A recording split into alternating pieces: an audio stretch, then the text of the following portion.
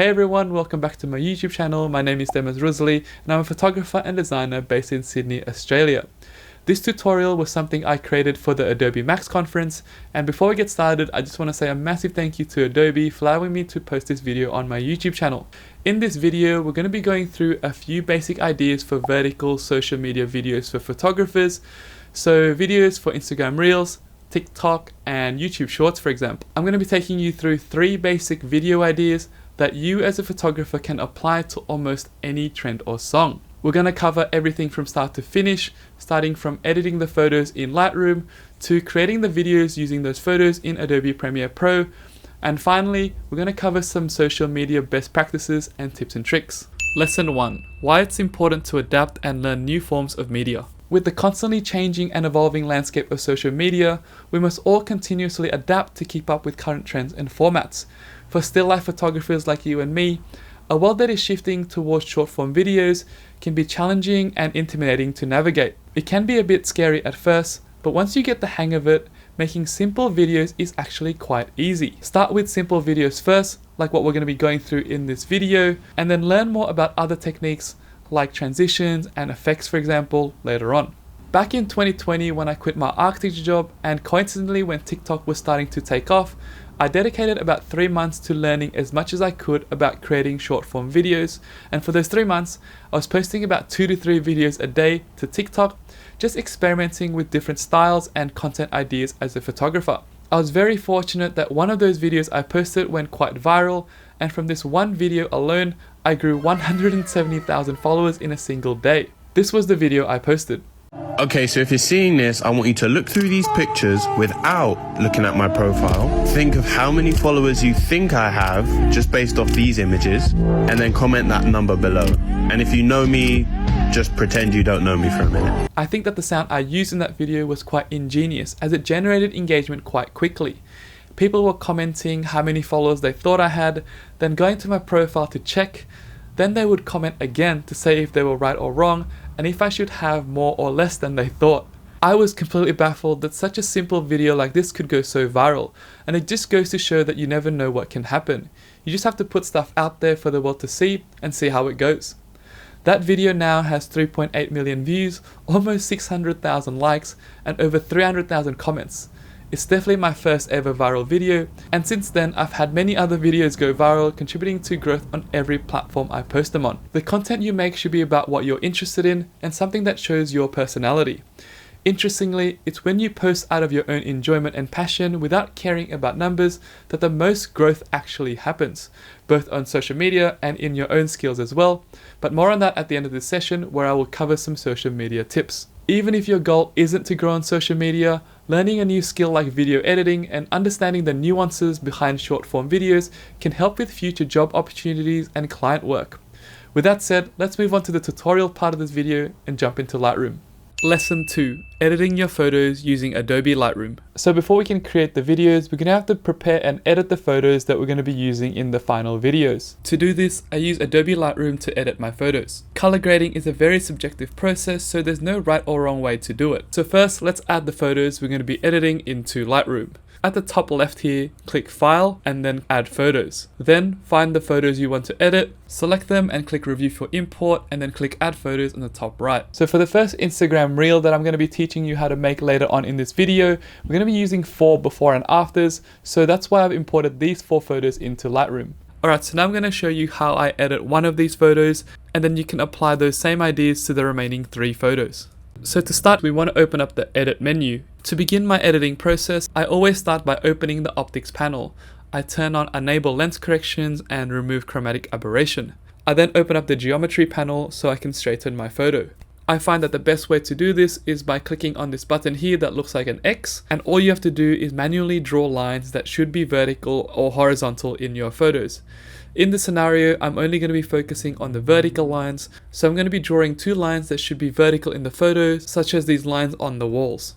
Next, I'm going to use the crop tool here on the right to focus on the composition before we start color grading. Because this photo is going to be used for a social media video, I'm going to select the 9:16 aspect ratio. You can use the keyboard shortcut O to toggle between different guidelines to help you with your crop and composition. Okay, so now I've got my composition, let's start working on the color grading. For this, I go back to the edit tab and start with the light panel. As I said previously, color grading is a very subjective process, so what I like in terms of brightness or color could be completely different to what you like. So a general tip when it comes to color grading in Lightroom is to just go through every slider and move it left and right until you feel the colors in the image look good to you. So now let's move on to the color panel. I like to adjust the top 4 sliders first and then move on to the color mixer, where I usually start with saturation. Here you can control all the different colors individually and play with it until the colors come out to what you like them to be. And then once I'm done with the saturation panel, I move on to the hue and luminance panels as well.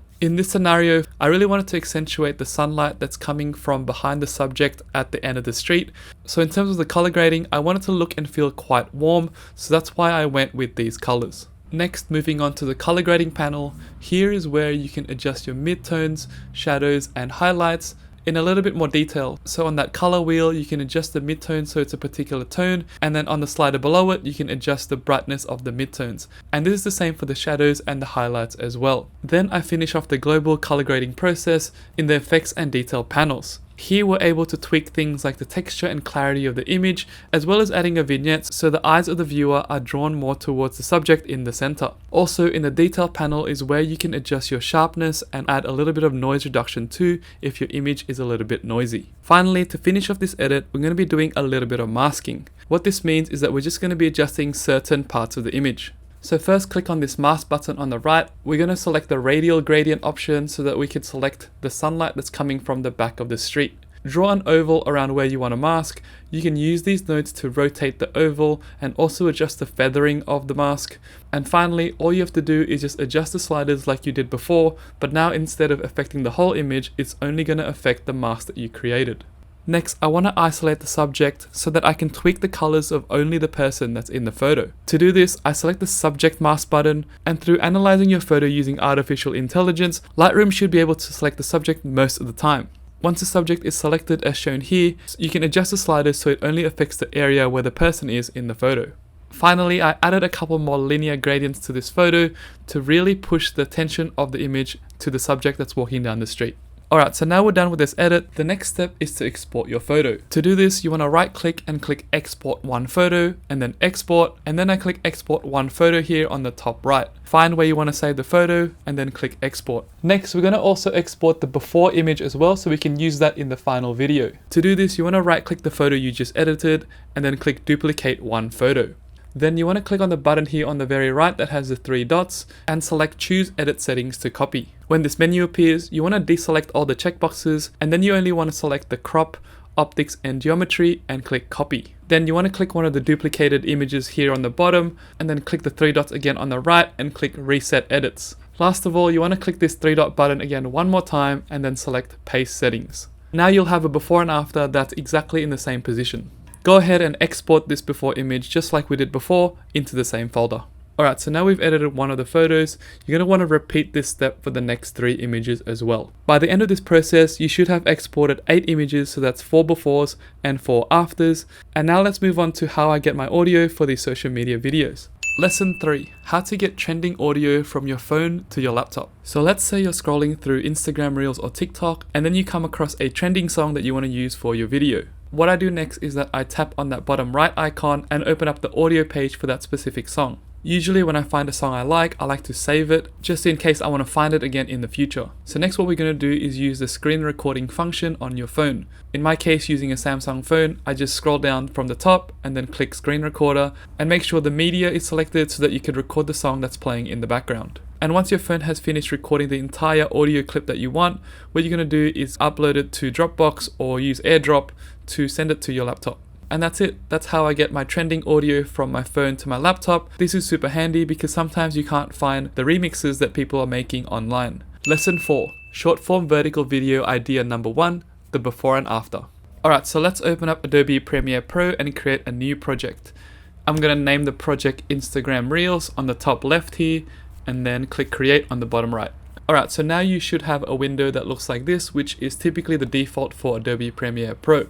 The first thing we're going to do is go to your Finder or Explorer and drag and drop the screen recording that you did before into the timeline box right here.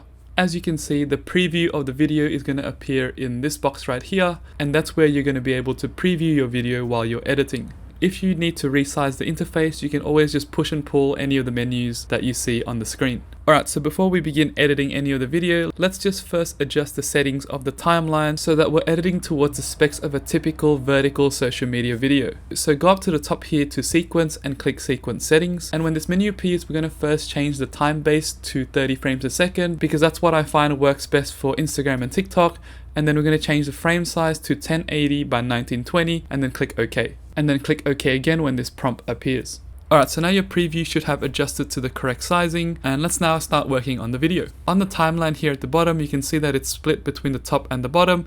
The top is where you're going to have your video tracks, and the bottom is where you're going to have your audio tracks. The first thing we're going to do is just delete the video component from the timeline because we don't need that screen recording video and we just need the audio file. So just click it and press delete or backspace on your keyboard. Next, we're going to prepare the audio file that we have so that it starts and ends where we want in the video. A few useful keyboard shortcuts when it comes to Premiere Pro is Control-Command-K to cut the clip wherever your cursor is, and spacebar to play the video where your cursor is located at. So here, as you can see, I've already cut the beginning part where it's silent and there's no audio, and then I deleted the first bit that I cut, and then I click the space that it left and press delete so that the whole audio track moves to the start of the timeline. If you make a mistake in any part of this, then there's always Control or Command Z to undo as per usual. Because we're going to be doing 4 before and afters, I'm just going to modify the audio so that the long pause starts at the beginning and then there's 4 beats that come afterwards. So what I'm doing here is just cutting the audio track at the points I want using Control or Command K and then moving them around so that it sounds like what I want it to sound. I've basically just grabbed 2 of the beats from the beginning and then just duplicated it so that we have 4 beats in total. And this is what the final sound that I created sounds like.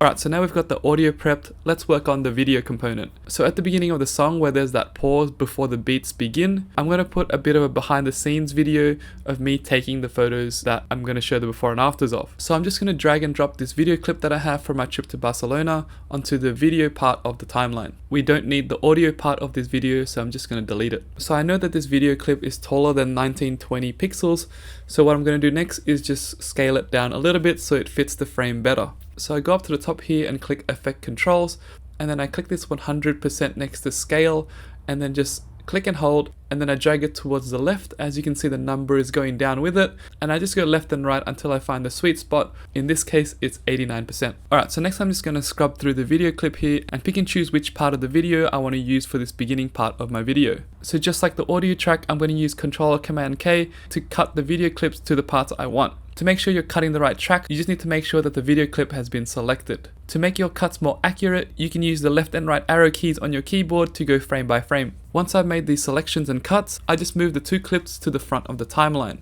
So now we've got the opening scene of our video ready, we can just delete the rest of the video clips that we're not using.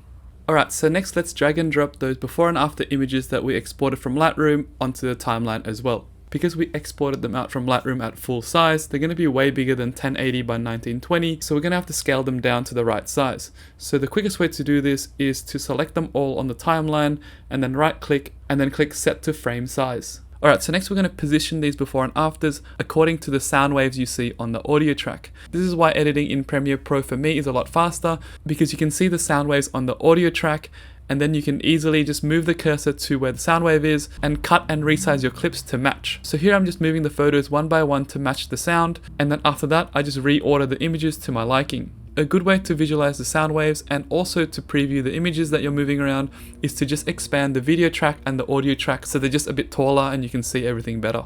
Alright, so now let's move on to the finishing touches. I want each of the before and afters to zoom in a little bit while the video is playing to make the video not as static and a little bit more engaging for the viewer.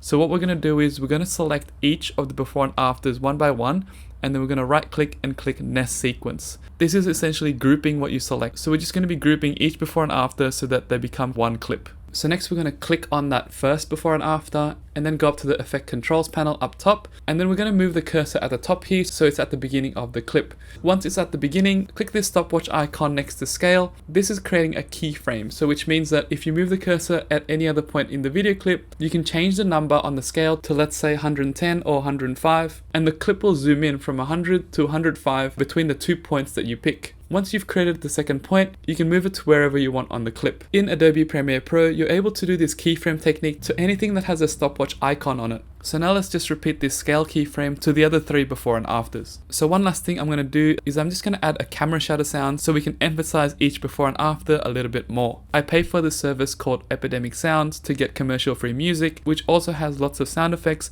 but you can get a camera shutter sound off YouTube for free and just download it as an MP3. Once you have this audio file, just drag and drop it onto the timeline and position them on the audio track below the music at the beginning of each before and after, and then we're done. So now to export this video, you're just going to go up to File at the top and then go to Export and then click Media. And then when this menu appears, I'm going to change the file name to Barcelona before and afters. And then we're going to change the preset to Match Source Adaptive High Bitrate so that the video exports to the right size that we had set before. And then in this video drop down, we're going to click More and then click Render at Maximum Depth and use Maximum Render Quality. Then pick the location you want to export to and then just click Export. Once exported, all you have to do now is just transport it back to your phone using your preferred method. This could be using something like Dropbox or AirDrop. Here's the final video we just created.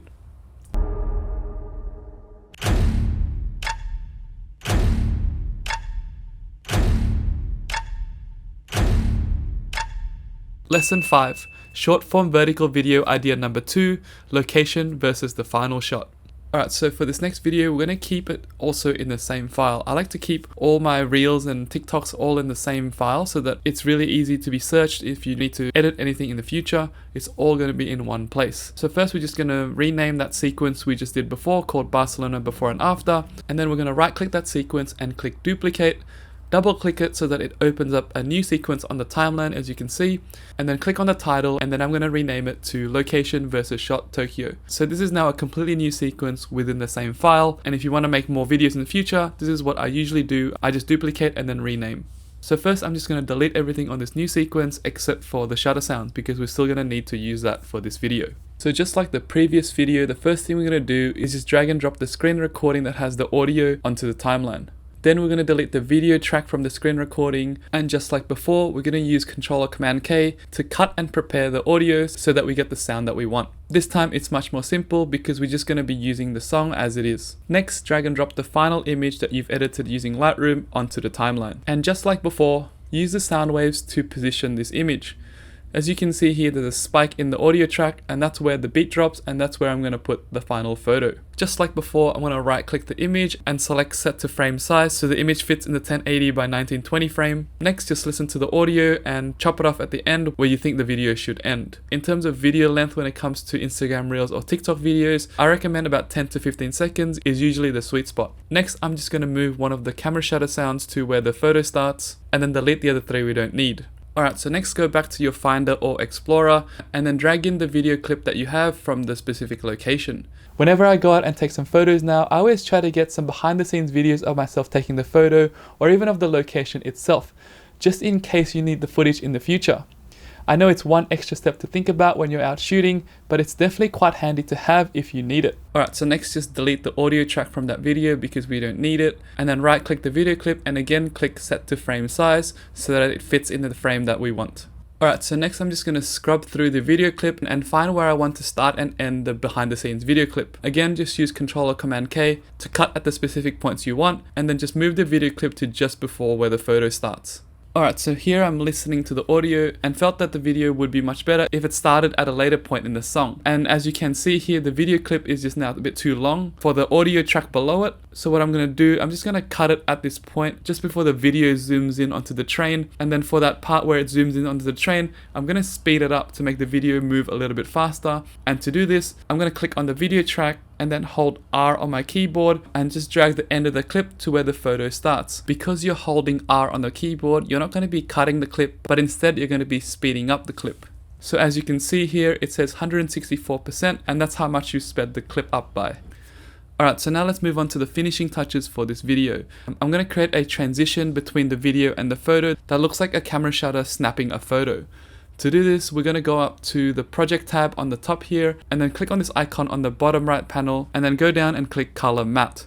A color matte is essentially a block of color that just covers the screen. Just click OK for these settings. When the color picker appears, you want to select black for the color and then click OK. Next, you want to drag and drop this color matte from the project menu onto the timeline, just where the photo starts, and cut this clip so it's about half the size of the shutter sound. Next, we're going to click on the preview menu and then go up top and go view and click add guides. And then for the options, you want to make sure it's coming from the top and down to 50%. So when you click OK, there should be a horizontal guideline that's exactly 50% between the top and the bottom.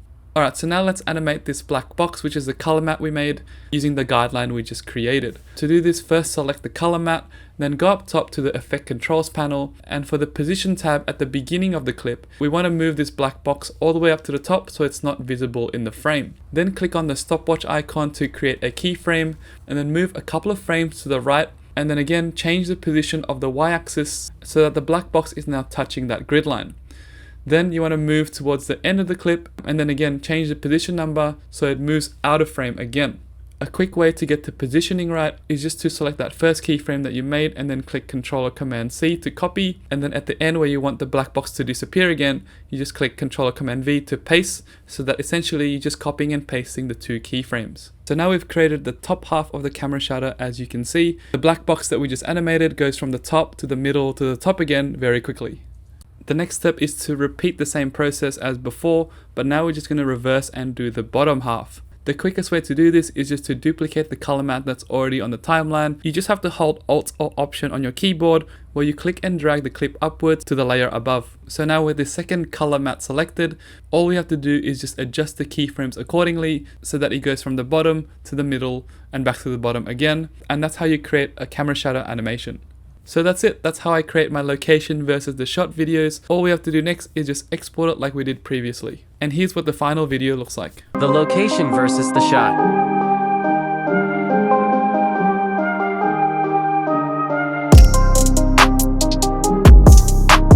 Lesson 6. Short form vertical video idea number 3. Slideshow of different themes. Alright, so moving on to the last video idea for this session. We're going to do the same thing to begin with. Go up to the project tab at the top and then duplicate the previous sequence that we just created and then rename it to Slideshow Reel. Double click on this new sequence and a new tab should appear on the timeline. Delete everything from this sequence except for the camera shutter sound and the camera shutter animation we created. Next, just like what we did before, drag and drop the screen recording from your Finder or Explorer into the timeline so you have an audio file for this video. Next, just hit spacebar on the keyboard to play the audio file and then place the shutter sound and the camera shutter animation to where the beat drops. Again, similar to before, we're going to tidy up the audio file using Ctrl or Command K to cut the beginning and the end of the song, and then we're going to delete the video track from the screen recording because we won't need it anymore. Next, go to your Finder and drag and drop all the photos you want to include in this slideshow into the timeline. I've already prepared all these photos and cropped them to 9:16 ratio, so that's what you should do before you drag and drop them into the timeline. Once they're all in the timeline, select them all and then right click and then click set to frame size to get them to the correct size for this video. Then just shuffle them around and find the order that you want the photos to be in. So the next thing I'm doing here is just listening to the audio and working out where I want the song to end. Here I'm using 11 photos for the slideshow, so I'm listening to the song for 11 beats. Once I cut the back of the audio, next I select all the photos and then right click and click nest. This will create a group for all the photos, and then what you're going to do next is, while holding R on the keyboard, drag the back of that nested clip towards the back of the song. Because it sounds like the beats of the song are equally spaced, I know that the slideshow will switch to the next photo according to the beats. Alright, next I'm going to drag in a behind the scenes clip of me shooting the very first photo in the slideshow. I find that adding a behind the scenes clip in all your videos is very useful because it gives it some context to the video, and it's also a really good place to put your titles before you start the slideshow. Basically, it's like the hook for the video, which is really important when it comes to Instagram Reels and TikTok videos. So here I'm just scrubbing through the video and finding out where I want to start and end this behind the scenes clip. Use Command or Control K to cut the front and ends of the videos, and then finally listen to the song and figure out where you want to start this whole video. After watching it a few times, I realized that I didn't like the camera shutter animation, so I just deleted it from the timeline. Alright, so that's it for this video. I'm just going to export it like we did before and then use Dropbox or AirDrop to send it to my phone. Here's what this video looks like.